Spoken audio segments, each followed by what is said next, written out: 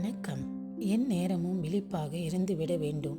என்னத்தான் தற்காப்பு அரண்களை அமைத்து கொண்டாலும் துரோகம் செய்ய நினைப்பவர்களுக்கு இது ஒரு பொருட்டே அல்ல. புரட்டுகள் செய்து தங்கள் கைவரிசையை காட்டிவிடுவார்கள்.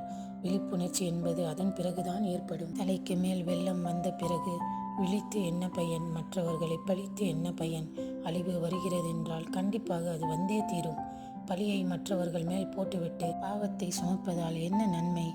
எல்லா பொறுப்பையும் நாமே ஏற்றுக்கொள்ள வேண்டும். நல்லவர்களோடு பழகியிருந்தால் இந்த நிலைமை வந்திருக்குமா? வல்லவர்களோடு வாழ்ந்திருந்தால் காலம் இந்த துன்பத்தை தந்திருக்குமா? நினைத்து பாருங்கள். யார் நல்லவர் யார் கெட்டவர் என்பதை அறியாததால் வந்த சோதனை இது. நண்பர்களை அடையாளம் கண்டு பழகாததால் ஏற்பட்ட வேதனை இது.